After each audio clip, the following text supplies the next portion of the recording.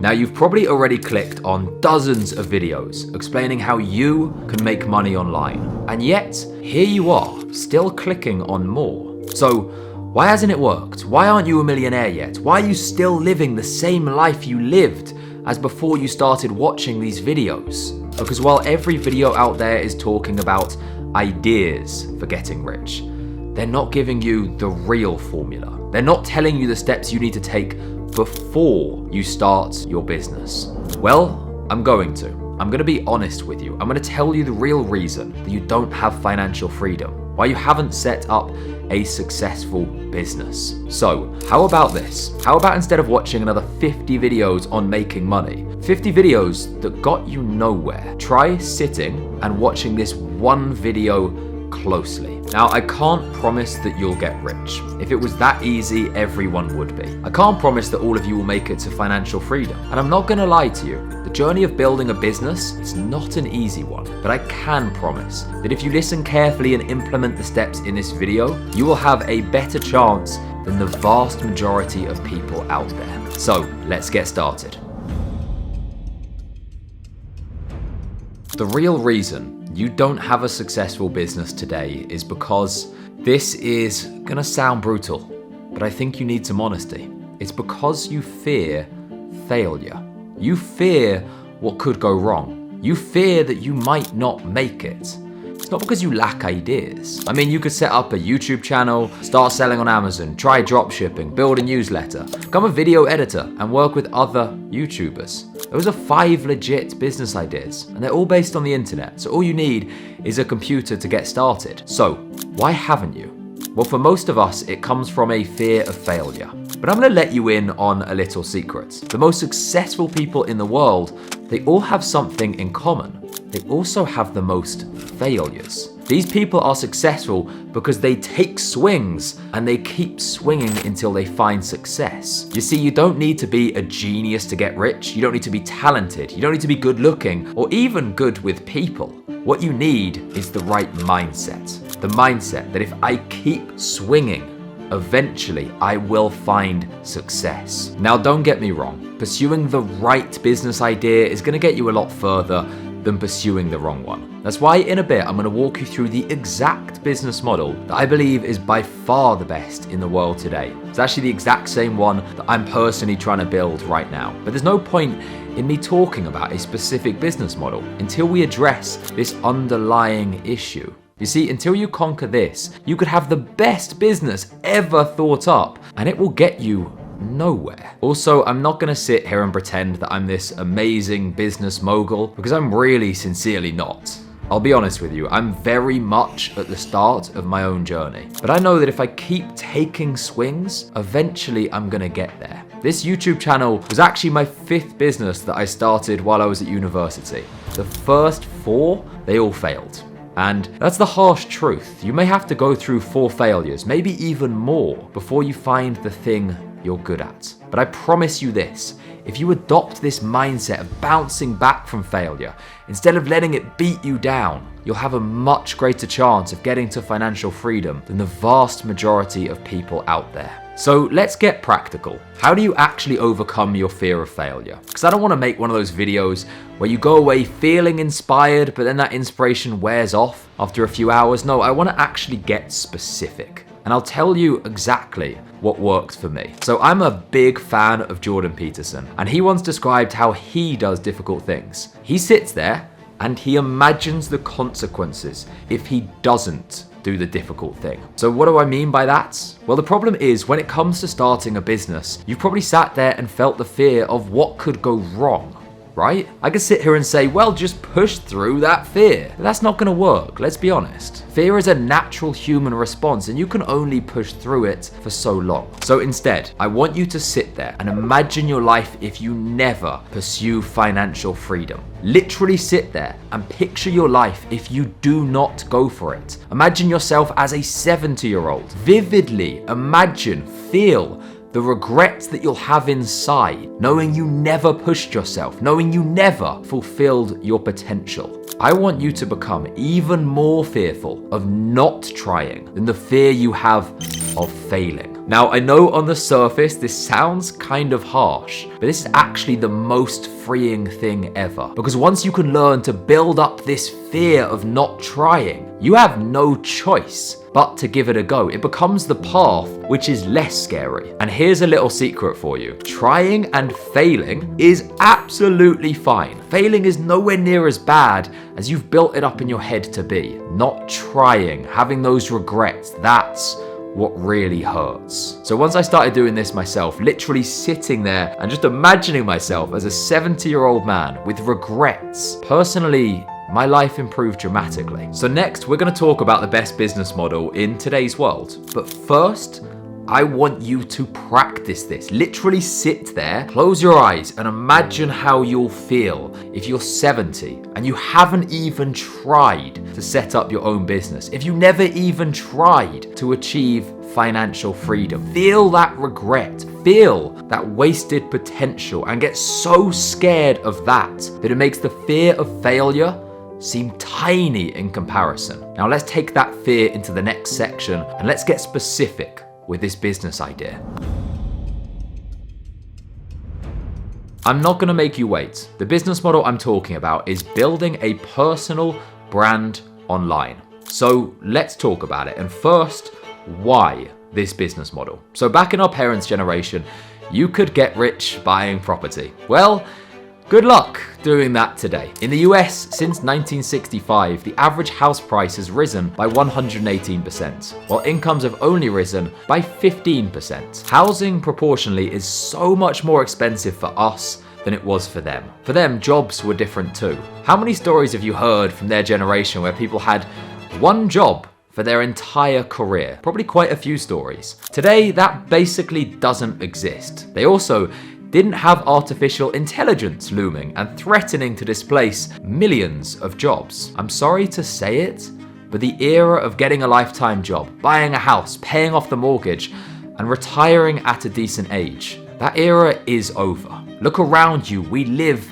in a different time, and that can seem scary, I know, but for all the negativity associated with that, there is an amazing change that has happened too. Working for yourself, being an entrepreneur, is a million times easier for our generation than it was for them. Back in their day, if you wanted to be an entrepreneur, you pretty much had to sell physical products. That means spending a lot of money up front, building a brand, and then hoping a store will stock your product. Even after that, you still might not get any sales. Today, however, you can record yourself on your phone, post it online, and if you get views, you've got a business. I mean, it's almost crazy to say those words out loud. It's ridiculous, right? And I mean, there are things you have to do right if you want to get views. You have to get things correct, and we're going to talk about those things in just a minute, but the core premise really is that simple. And best of all, because you're not selling physical products, you can pretty much give it a go for free. I mean, after all, you already have a mobile phone, right? Now, maybe you do want to upgrade a little bit and you want to improve your audio. So you buy yourself a £30 lav mic, but that's all. £30 to start your own business in today's world. In fact, this is actually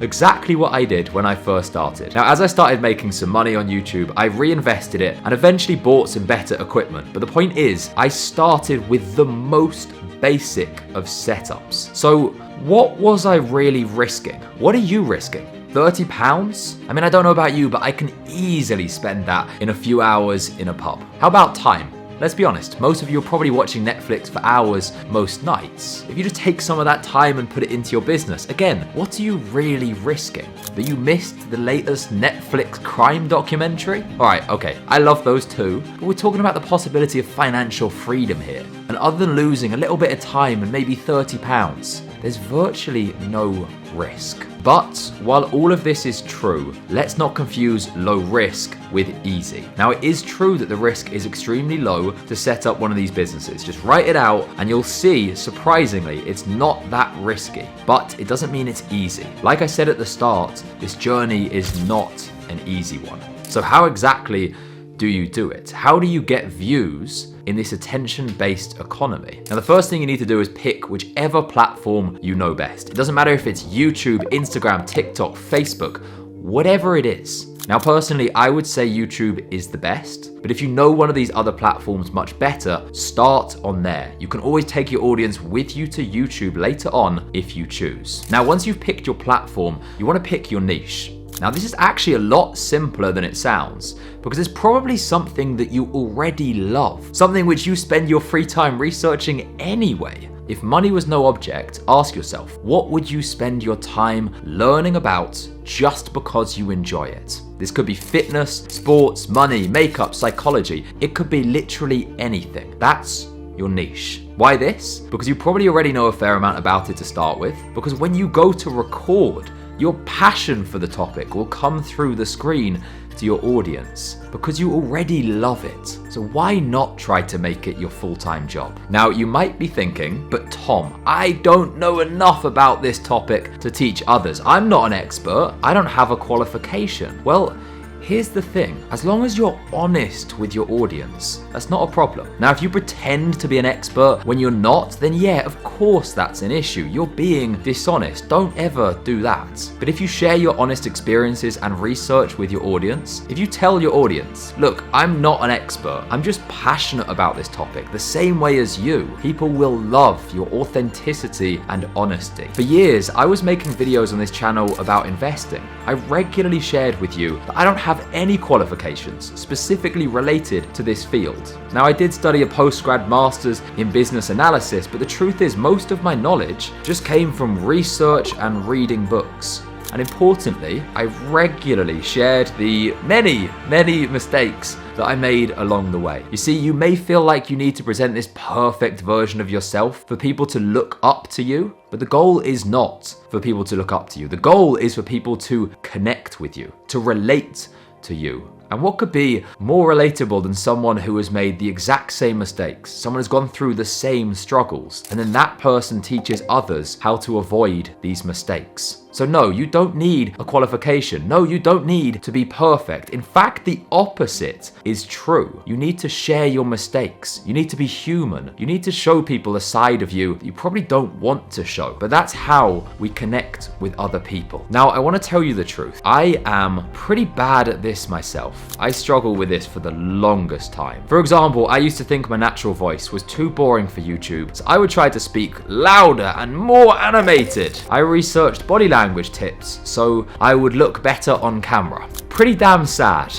I know, right? But I kind of learned, and it took me a long time, but I learned that people don't want to see you put on a performance. People want to see you.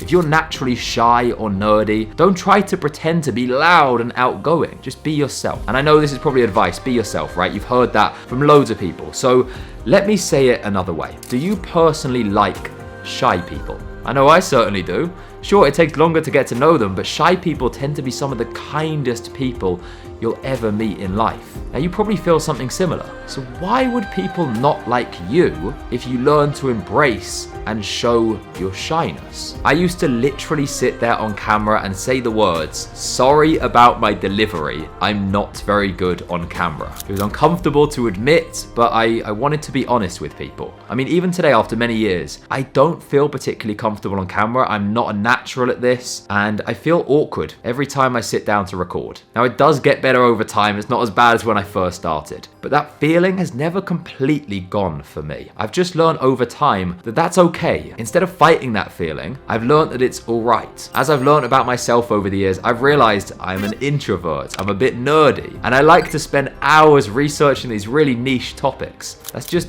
who I am. Now, if you want to be successful on any of these platforms, I've learned, don't put on a performance. Don't make the same mistake that I did. Ask yourself, who am I?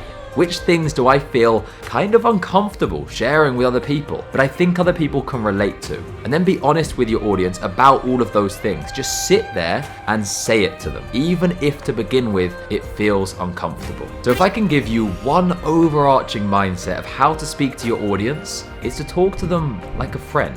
Be yourself just like you would around a friend. Don't expect anything financial in return, just as you wouldn't from a friend. Open up to them about your mistakes. Always let them know about the stuff you've got wrong and your insecurities. Again, just like you would a friend. Okay, so you know how to find your niche. You know how to communicate with your audience. Next, when it comes to growing your audience, start off with just one platform. As you grow, you can begin to repurpose your content for YouTube Shorts, Instagram Reels, TikToks, whatever. But until you've seen decent growth, focus all of your efforts on just one platform and dedicate everything that you have to that. Then comes monetizing. And to be honest, you have loads of options here. You can start a newsletter, you can sell digital products, physical products. You can even set up other businesses in your niche which solve a problem for your audience. Which options you pick will be based on your niche. So I can't sit here and say, do this one or do that one. But much more important than that is you need to have the following mentality. You should focus on giving the maximum amount of value to your audience. Whatever value you are thinking about providing before you monetize, just take that and multiply it by 100. One thing I've seen over and over is that the most successful people, and ultimately the ones, ironically, who end up making the most money, those are the people who spend the first years solely focused on delivering value, on solving problems for their audience. If you can deliver enough value, if you can help your audience enough, the money will come. Next is accepting that you're gonna be bad to start with. I know I certainly was. Unless you have some experience in cinematography or you've already been on camera a lot, you haven't developed these skills. So don't place these crazy high expectations on yourself on day one. I mean, if I said this, right? If you've never played tennis before, do you expect yourself to be good on your first day? Or any other skill in life? No, of course you don't. So why would you think that you're going to be great on camera right away? And I know you probably feel nervous about uploading a video before you're good. You think it's embarrassing if people see you when you're bad on camera, right? The truth is, I'm gonna say it bluntly, no one is gonna see your first videos. And I know it sounds brutal, right? But it's also quite freeing. If basically nobody sees you at the start, who cares if you're not good yet? Again, going back to tennis, if I gave you a tennis racket and made you hit shots in front of thousands of people, I understand that will be a bit embarrassing. But how about if the courts were completely empty and nobody was watching? Much less embarrassing, right? So just record yourself and upload it. Accept that you need to practice the skill of being on camera. This is all a part of the process. We all go through it. We all feel awkward, but just like any skill, we all get better too. You also need to live a modest lifestyle. If you follow the steps in this video and you're able to grow your business, at a certain stage, you will get to a point where you can consider quitting your day job and going full-time. Now, this is a risky moment, but you can reduce the risk by living a modest lifestyle where you don't require that much money to cover your bills. For me, I don't really buy, say, fancy clothes. This is a £6 t-shirt from Next, and I think I bought it about 3 years ago. I don't even wear a watch. I have a cheap £300 phone. Now, I could afford to upgrade these things, so why don't I? Because I don't think of this as not buying physical items. I don't think of it as saving money. I think of this as buying time. The less money I spend, the longer I can go without getting a normal job. That means more time, more hours that I have to build this business and pursue financial freedom. If you can adopt this mindset, it's extremely powerful. If there's one thing that I want you to take away from this video, it's the power of building up your fear of not trying the things that you want to do. So whenever I feel hesitation or fear about doing something new and crazy, which I still feel that hesitation and fear every single time, I just sit there and I think about the alternative. I literally imagine myself as a 70-year-old in bed, filled with regrets, wondering, why didn't I just give that thing a go? Because again, failing is fine, but not trying is so much worse. If you can start doing this, you'll end up trying all the things that you want to do in life. Forget the business model I've outlined. I think that's very useful, but if you can even just take this away and just start implementing this, you will find success. Thank you for watching. I appreciate your time, and I will see you again very soon.